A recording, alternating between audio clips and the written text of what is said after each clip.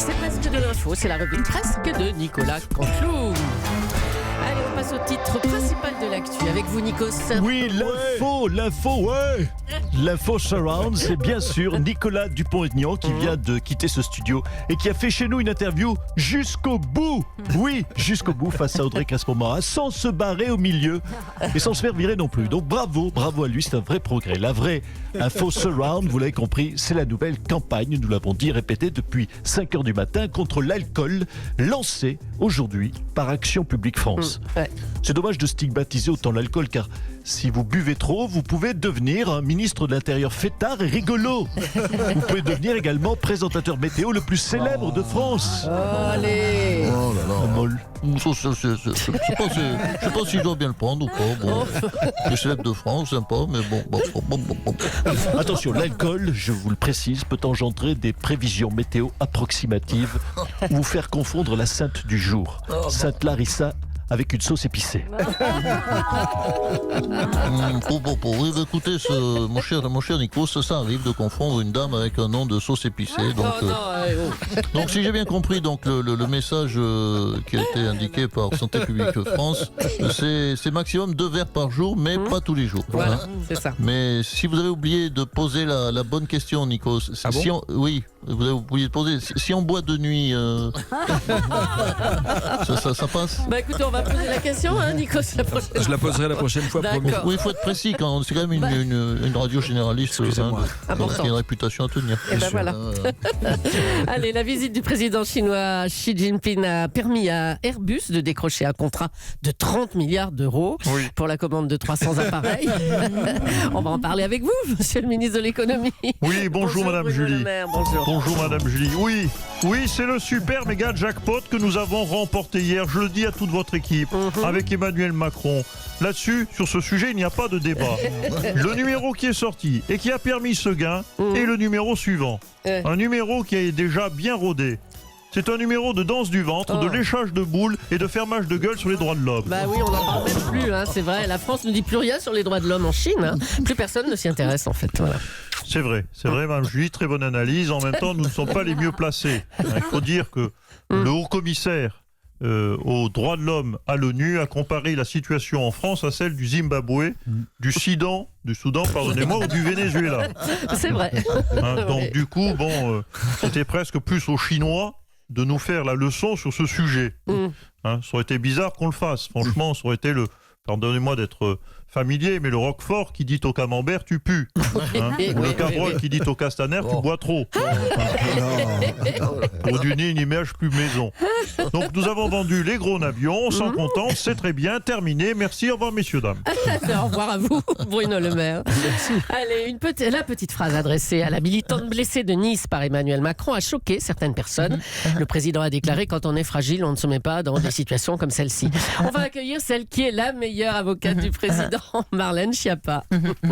Merci, c'est très gentil à vous, mais je n'ai pas besoin de défendre le président, car le président, vous le savez, est formidable, génial, contrairement à ses prédécesseurs. Emmanuel Macron prend toujours des initiatives courageuses et intelligentes, et j'ai toujours pas respiré. Et en plus, la meilleure de toutes ces décisions, c'est de m'avoir nommé, moi, à l'égalité homme-femme. Et voilà, je souffle un peu. Alors Marlène, allez-y, défendez le fait que 20 CRS foncent sur une petite mamie. Hein, c'est très facile. Alors, je trouve formidable que dans le cadre de l'égalité homme-femme, et grâce à l'action du président de la République, les CRS n'aient pas fait preuve de sexisme et de discrimination et aient défoncé cette petite mamie comme s'il s'agissait d'un homme. De plus, je le rajoute en supplément cacahuète, les hommes ont souvent une attitude de rejet vis-à-vis des femmes mûres. Yann Moix, ça n'a pas été le cas à Nice. J'en conclus donc qu'on peut avoir 73 ans et rentrer en contact avec des hommes jeunes, musclés et sportifs de sa région. Donc bravo messieurs les CRS et surtout bravo Emmanuel Macron, faut-il le dire et le répéter. Eh bien merci Marlène Schiappa. Vous êtes vraiment la meilleure pour défendre le président. Hein. Nicolas Sarkozy avait fait appel dans l'affaire des écoutes téléphoniques et les juges ont rejeté cet appel hier. Un procès de l'ancien président reste donc possible. Bonjour monsieur Sarkozy. Oui, bonjour Mme Julie, bonjour monsieur Alirgas. Bonjour monsieur Sarkozy. Bonjour bien sûr à les autres. Bonjour, pardon, si vous souriez, on peut fourcher le matin. Pardon la faute de français, donc bonjour aussi à les autres. Merci en tout cas de m'accueillir. Écoutez, j'ai pas le cœur à rire ce matin. Et cette affaire est scandaleuse. C'est d'une scandalosité inouïe. D'abord, je constate une chose. On écoute mes téléphones. Bah est-ce oui. que, mais est-ce qu'un téléphone est fait pour être écouté? Rappelons Est-ce qu'on- que je pose la question, M. Becker, M. Apathy, est-ce qu'un téléphone c'est fait pour être écouté? Donc je pose la question parce que si je ne la pose pas, on ne me la poserai pas. Si vous ne me la posez pas, je ne pourrai pas y répondre. C'est quand même le comble en démocratie que je ne puisse pas répondre à une question qui ne m'a pas été posée. Je vous le dis comme je le pense, c'est pour ça que je vous le dis, c'est pour ça que je le pense, Oui, c'est pour ça bon. que je vous le dis comme je pensais. Rappelons qu'on a écouté vos téléphones, qu'on a découvert que vous étiez à 2 doigts de corrompre un magistrat en lui promettant un poste à Monaco. Vous avez renoncé De au droit, ça moment... c'est. Ouais. À quoi à 2 doigts Laurence. Le jour où on fait une campagne contre l'alcool, c'est pas. Ça va. Bon, Monsieur Sarkozy, vous aviez renoncé au moment où vous aviez découvert qu'on vous écoutait, en fait, c'est ça. Hein. Voilà, je conteste tout. On m'a écouté sans me prévenir. Bah oui, c'est le principe. Hein. Pendant que je disais des choses que je n'ai jamais dites. Et en plus, je vais vous dire une chose, monsieur Legas. Je n'ai pas fait ce que je n'ai pas dit pendant que je n'étais pas prévenu. Donc je trouve ça scandaleux. D'ailleurs, je veux vous dire une chose, j'ai lancé d'autres recours. Ah, vous avez lancé d'autres recours. Oui, Recours. recours, j'ai lancé d'autres recours. Et Oh vous là avez là, elle soulevé... devient sourde en plus, c'est pas possible. Et vous avez soulevé une question prioritaire de constitutionnalité. Voilà, une question prioritaire de constitutionnalité. Je veux savoir si la Constitution permet un procès de ce genre. Et je vais vous dire une chose, c'est loin d'être garanti. Si, elle le peut.